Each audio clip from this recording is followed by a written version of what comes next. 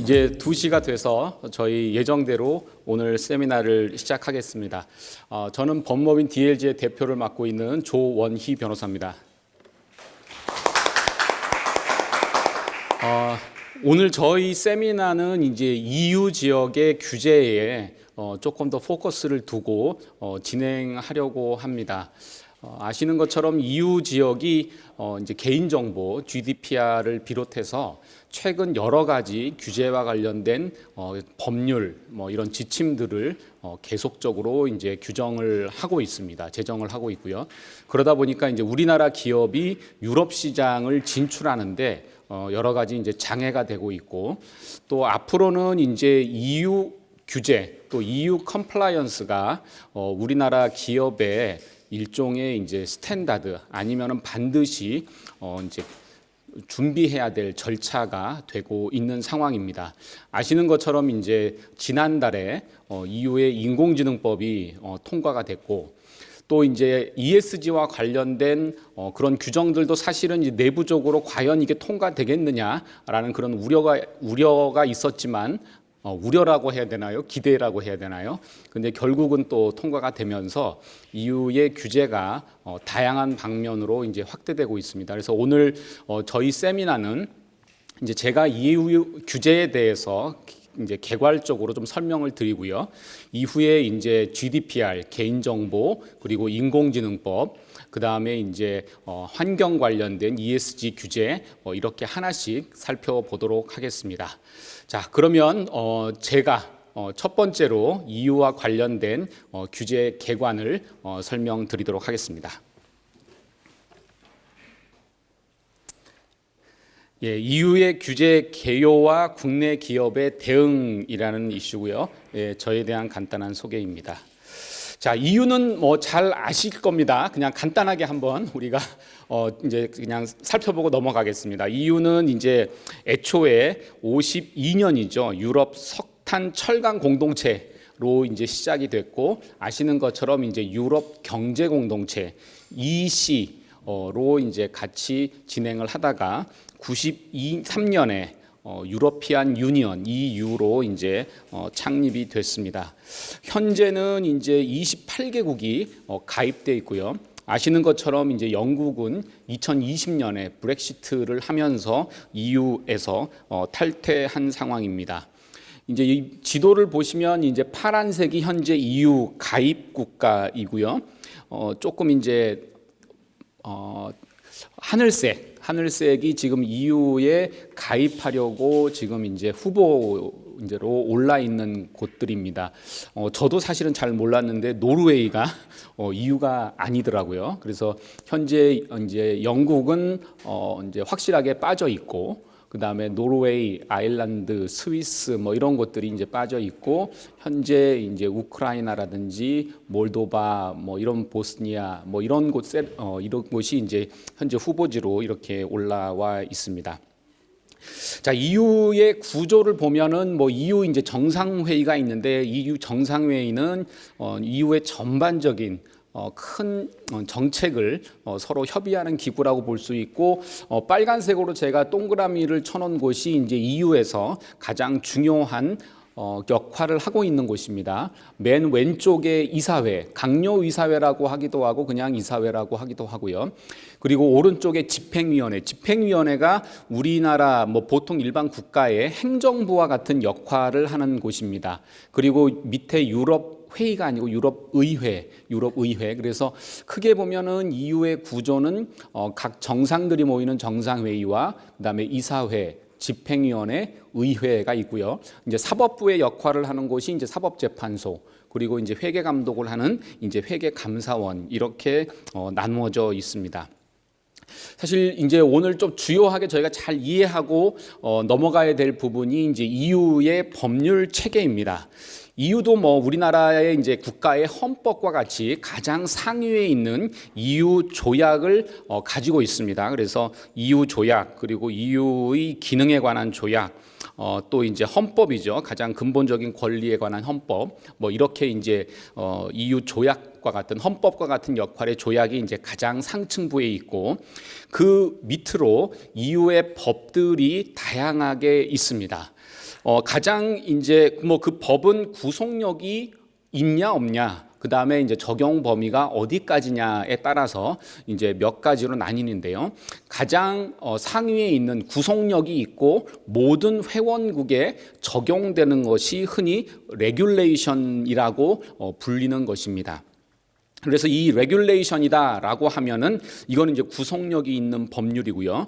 그 다음에 이제 모든 회원국에 적용이 되고, 그리고 원칙적으로 회원국에 국내법 제정이 필요 없습니다.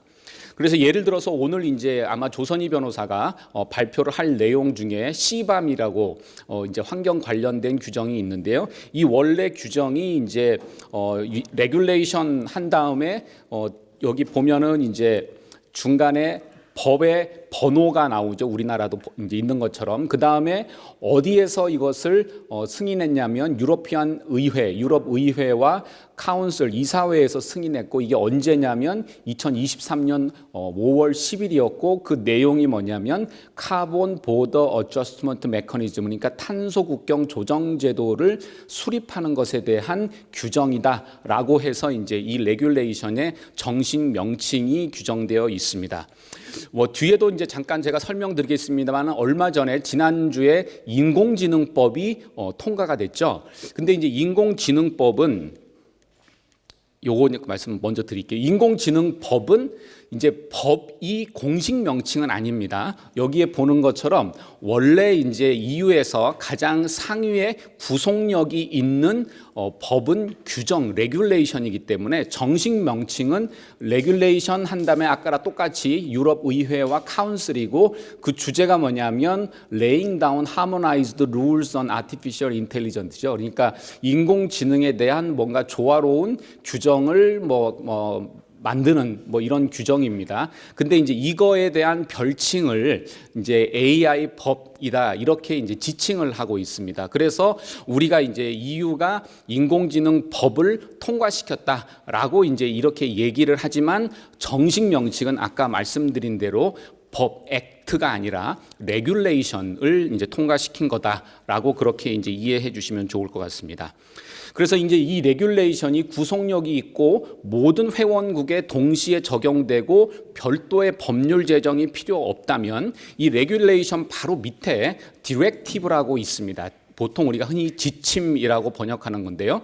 이 디렉티브는 회원국들이 공통되게 추진해야 될 목표나 이런 것들을 이제 설정해 놓은 거예요. 그러니까 이제 이 디렉티브 지침이 이제 하나 제정이 되면 회원국들은 그 지침의 방향에 맞게 국내법을 제정해서 시행하게 되는 그 이제 규정을 우리는 디렉티브 지침이라고 합니다.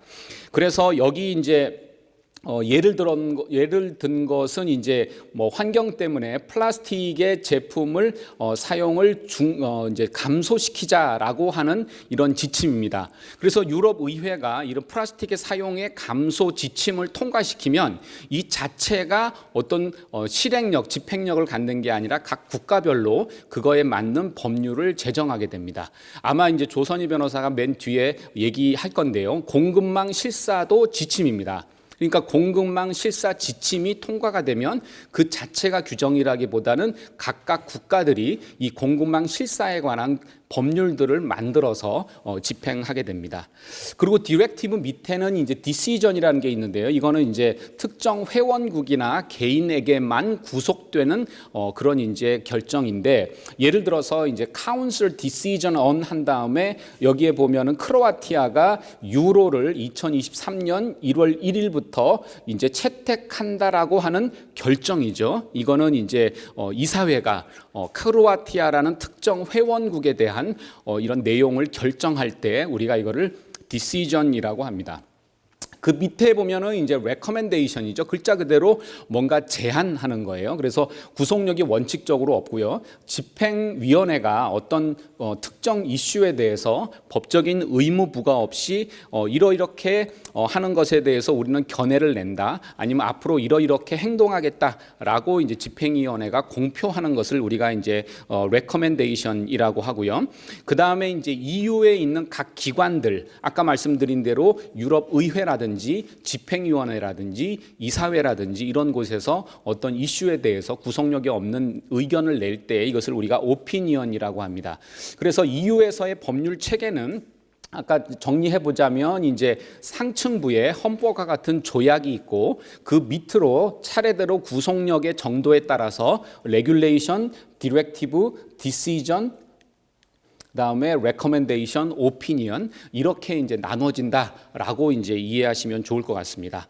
자, 그러면 EU에서는 법을 어떻게 만드느냐? 사실은 저희가 이제 기사를 읽다 보면 EU 같은 경우에는 아니 뭐가 통과됐다고 한 것 같은데 뭘 또 다음에 또 뭐가 또 나오고 막 그래서 이게 헷갈리는 경우가 많아요. 우리나라 같은 경우에는 일반적으로 3권 분립이 돼 있어가지고 뭐 행정부나 의회가 법안을 발의하고 최종적으로 국회가 그 법안을 통과시키면 그걸로 이제 입법 절차는 마무리가 됩니다. 근데 이제 EU는 입법 절차가 조금 복잡한데요. EU에 관련된 입법 절차 기구는 세 가지, 아까 말씀드린 이 세 개의 메인 바디, 유럽 의회, 이사회, 집행위원회 이 세 가지 기관이 있습니다. 자, 유럽 의회는 이제 EU에 있는 시티즌, 시민들을 대표한다라고 보면 될 것 같아요. 이제 우리나라의 국회와 같은 역할이겠죠. 그리고 이사회는 각 회원국들로 이루어져 있기 때문에 EU의 회원국 국가를 대표하는 기구다라고 보시면 될 것 같고요. 집행위원회는 행정부와 같은 역할을 하기 때문에 EU의 전반적인 이익을 대변하고 있습니다. 그러면 이 세 개 중에서 실제 법안을 발의할 수 있는 권한은 집행위원회가 유일하게 가지고 있습니다. 그러니까 우리나라 같은 경우에는 국회도 입법권이 있고 발의할 수 있고 행정부도 발의할 수 있지만 이 EU 시스템에서는 이 집행위원회가 이제 발의를 하게 됩니다. 그러면 집행위원회가 발의를 하게 되면 나머지 두 개 의회와 이사회가 발의된 법안을 심사하게 되고요. 보통 우리가 이것을 이제 코-디시전 절차라고 이제 얘기한 뒤에 말씀드릴 이제 규정상의 정식 명칭은 Ordinary Legislative Procedure, 그러니까 일반 입법 절차라고 얘기합니다. 그래서 집행위원회가 발의하고 그 다음에 유럽 의회와 이사회가 승인하는 절차를 거친다라고 이제 이해를 해주시면 좋을 것 같은데요. 근데 이제 그게 조금 복잡한 이유는 이렇습니다. 이게 이제 아까 말씀드린 대로 집행위원회가 의안을 발의를 합니다. 그러면 1차 회독 이제 first reading에서 제가 요 스펠링이 A가 빠졌네요. 자, 이제 첫 번째 회독에서 이제 집행위원회의 의안에 대해서 의회가 먼저 검토를 합니다. 그래서 의회가 검토를 해서 이거 약간 수정을 해야겠다라고 의회가 수정을 하면 그 다음에 이사회가 그걸 받아가지고 그 수정안에 우리가 찬성합니다라고 그냥 승인을 하면 이게 이제 법안으로 발의가 이제 법안으로 가결이 되는 거죠, 법률이. 근데 통상은 이게 각각의 대변하는 곳이 다르다 보니까 계속적으로 수정을 하게 되는 경우가 많습니다. 그러니까 집행위원회가 발의한 것에 대해서 의회가 수정 의견을 내고 또 이사회가 그것에 대해서 수정 의견을 내고 그러면은 이 3자 사이에 이제 의견이 일치되지 않잖아요. 그러면은 2차 회독 두 번째 단계로 다시 들어가서 이제 1차에서 이사회가 최종적으로 수정을 했으니까 2차에서는 의회가 그 내용을 받아가지고 다시 보고 만약에 의회가 그것을 다시 수정한다면 그 외에 이사회가 또 다시 보고 이렇게 이제 계속 반복되는 그런 상황이 됩니다. 그래서 이 정식적인 절차에서는 1차 회독을 하고 그래도 이제 합의가 안 되면 2차 회독을 하고 그래도 합의가 안 되면 이제 중간에 컨실리에이션 커미티라 그래서 조정위원회를 통해서 다시 한번 조정을 해보고 거기서 이제 뭔가 최종적인 조정안이 나오면 그걸 가지고 이제 3차 회독을 하는 이런 절차를 가지고 있습니다. 근데 최근 들어서 유럽에서는 이 2차 회독, 3차 회독까지 가는 비중이 많이 떨어졌고요. 그리고 이제 3차 회독까지 가는 경우는 최근 거의 없습니다.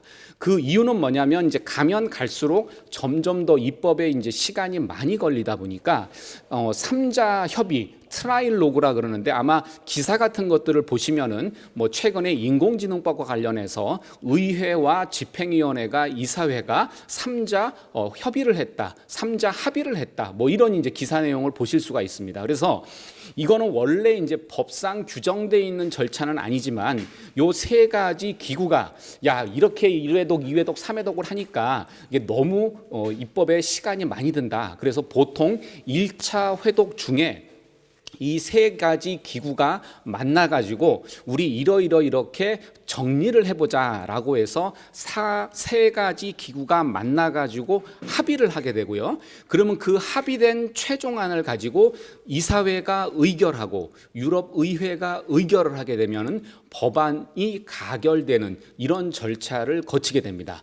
자, 조금 복잡하게 설명드렸는데요. 정리를 해보면 집행위원회가 발의를 하면 의회와 이사회가 승인을 해서 법안을 가결하게 되는데 의회나 이사회가 각각 수정할 수 있는 권한이 있다 보니까 절차가 늘어질 수가 있고 그래서 그런 것을 방지하기 위해서 일종의 이제 비공식 절차로 3자 협의, 3자 합의라고 하는 절차를 통해서 법안 심사를 그 세 기구가 같이 한 다음에 그 마지막으로 의회와 이사회가 최종 가결을 해서 법안을 만드는 절차를 유럽 의회에서는 최근에 선호하고 있습니다. 그래서 이제 최근 통과된 인공지능 같은 경우도 보면은 이제 21년에 집행위원회가 법안을 발의했고요. 그 다음에 이제 이사회가 수정안을 채택을 했고 그 이후에 의회가 수정안을 채택했습니다. 자, 그러면 이게 어떻게 되는 거예요? 아까 말씀드린 대로라고 하면 1차 회독, 퍼스트 리딩에서 합의가 다 안 끝났기 때문에 다시 이제 세컨 리딩으로 가야 되는데 그 세컨 리딩으로 가지 않고 이 3자가 이사회와 의회가 집행위원회가 23년 12월에 만나가지고 전체 절충안을 만들었고요. 그래서 지지난달 24년 2월에 이사회가 수정안을 가결했고 또 지난달에 의회가 본회의를 가결을 해서 그래서 이제 3월 달에 EU의 인공지능법이 드디어 통과됐다라고 이렇게 이제 얘기하게 되는 겁니다. 그래서 EU는 이런 조금 일반적인 국가에 의한 절차하고는 조금 다르다 보니까 이런 이제 과정을 조금 이해할 필요가 있을 것 같습니다.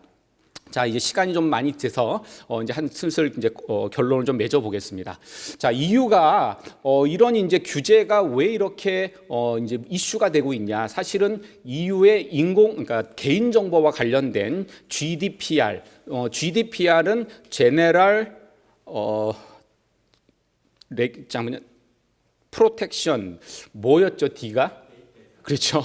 제너럴 데이터 프로텍션 레귤레이션입니다. 그래서 아까 말씀드린 것처럼 EU의 체계에서 가장 상위에 있는 레귤레이션이죠. 그러니까 일종의 이제 법과 같은 역할을 하는 겁니다. 그래서 EU가 개인정보와 관련된 이제 이 레귤레이션을 만들었을 때 사실은 기준이 너무 높았고 과연 EU가 이것을 글로벌하게 다 적용할 거냐 그런 이제 의문들이 많았습니다. 근데 실제로는 이 이제 높은 이제 기준의 개인정보 규제가 사실은 글로벌하게 통용이 되고 이 유럽 시장에 진출하려고 하는 많은 기업들이 결국은 이제 GDPR을 이행해야 되는 그런 이제 이슈가 생기다 보니까 EU에서도 사실은 이런 규제를 자국 산업의 보호를 위해서 사실은 많이 활용을 하고 있습니다. 그래서 EU의 이런 다양한 규제에 대해서 야 이것은 규제 산업이다. 그러니까 EU가 어떻게 보면 규제를 가지고 돈을 벌려고 한다 하는 그런 이제 비판이 있는가 하면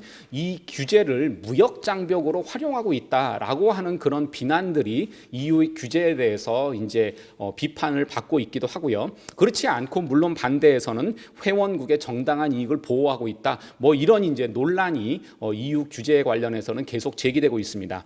아시는 것처럼 이제 디지털 서비스법이라 그래서 이제 빅테크 플랫폼 약 19개의 플랫폼에서 유해한 컨텐츠라든지 허위 정보를 방지하고 있는 법이 이제 통과가 됐고요.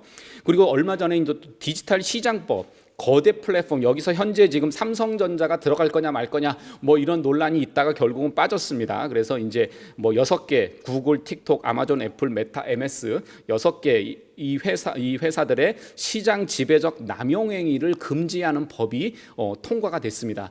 다행인 것은 뭐 아직 우리나라가 여기에 이제 직접적으로 이제 규제를 받고 있지는 않습니다만은, 사실은 이 이제 여기에 있는 19개, 6개 회사가 규제가 되면 이 회사의 서비스를 제공하는 쪽에서, 납품하는 쪽에서 또 그 관련된 의무를 부과한다는 점에서 저희가 이제 주의 깊게 볼 필요가 있고요.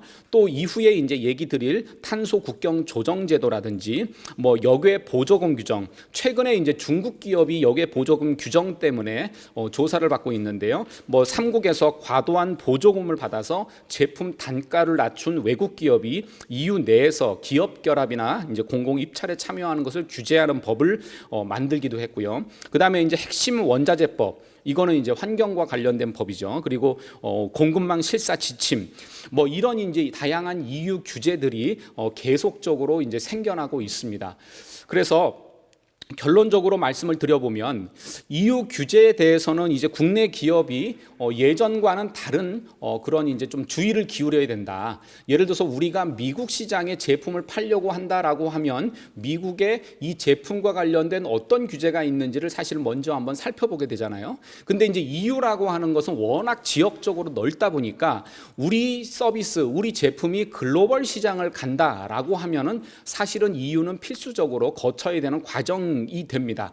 그렇기 때문에 EU 시장에 진출하기 전에는 혹시라도 이 제품이나 서비스에 대한 규제 여부에 대해서 확인하는 절차가 필수적으로 필요하고요. 특히 EU에서는 아까 보신 것처럼 개인정보라든지 인공지능이라든지 환경 영역에서의 규제가 광범위하게 이루어지고 있습니다. 그래서 만약에 우리 서비스가 뭐 요즘은 이제 온라인 서비스다라고 하면 인공지능 기능이 탑재 안 되는 경우가 많지 않을 것 같고요. 앞으로는 또 서비스를 하다 보면 당연히 개인정보를 또 취득해야 되는 그런 경우들이 많이 생깁니다. 그래서 결국은 온라인 서비스의 상당 부분은 이 EU의 규제의 직접적인 대상이 될 수밖에 없다라는 거고요. 또 하나는 EU가 실제 바로 적용되지는 않더라도 우리나라 인공지능법도 마찬가지고 우리나라 개인정보 법도 마찬가지고 EU에서 정해진 그 기준에 맞춰서 국내법이 정해지는 경우가 많습니다. 그래서 우리나라뿐만 아니라 미국 또 다른 국가 같은 경우에도 EU에서 규정하는 것들이 차츰 이제 국내법으로 적용될 가능성이 있기 때문에 그것을 하나의 기준점으로 삼아둘 필요가 있습니다. 그래서 기본적으로 이제 앞으로 제품이나 서비스는 그냥 시장에 출시할 때가 아니라 기획이나 개발 단계에서부터 이런 규제를 좀 파악할 필요가 있고요. 그리고 저희가 실무를 하다 보면 이 규제 대응에는 시간이 필요합니다. 예컨대 서비스 같은 경우에 막상 EU에 진출하기 직전에 규제를 살펴보다 보면 이거 서비스 설계가 잘못됐네, 개인정보 처리가 아예 다르게 됐네, 뭐 이런 경우가 있어요. 그래서 아예 규제에 대응하기 위해선 충분한 시간이 좀 필요하기 때문에 법이 이제 시행이 뭐 1년 남았다, 2년 남았다 하더라도 그 시행 전부터 차분히 준비할 필요가 있고요. 그리고 이제 EU 지역이 우리 회사의 큰 시장이다라고 하면 EU 규제에 대한 전체적인 컴플라이언스를 잘 구축하고 실행할 필요가 있겠다라고 결론을 맺을 수 있을 것 같습니다. 제가 이제 개요라서 원래 짧은 시간으로 생각을 했었는데 약간 좀 길어지긴 했습니다만은 하여튼 EU가 지금 방금 말씀드린 대로 이제 통상적인 국가의 그런 법률 체제나 절차하고는 약간 다르기 때문에 우리가 이제 법적인 효력이나 명칭이나 이런 것을 볼 때 약간 이제 혼란스러울 수 있는데, 말씀드린 대로 이런 레귤레이션이 그런 3가지 기구에 의해서 결정되는 절차다. 그리고 최근 들어서 EU 규제가 점점 더 많아지고 있고, 그래서 EU 시장에 진출하는 기업은 이런 것들을 충분히 사전에 파악할 필요가 있다. 이렇게 해서 결론을 좀 맺도록 하겠습니다. 감사합니다.